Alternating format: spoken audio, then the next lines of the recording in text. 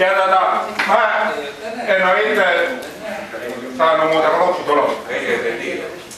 Leena ja toimikunta organisoi tämän lappujen keräyksen ja äänten laskennan ja muut tämmöiset jutut. Ja mulle vaan ilmoitettiin, että mene sinne ja sano, että kenelle tämä lautanen annetaan.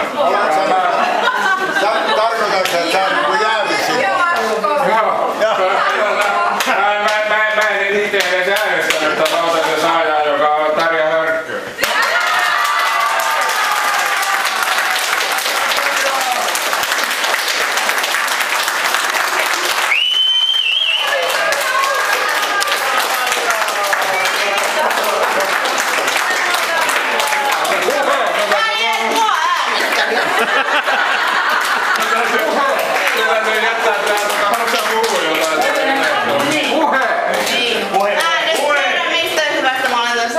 Kyllä me tiedetään.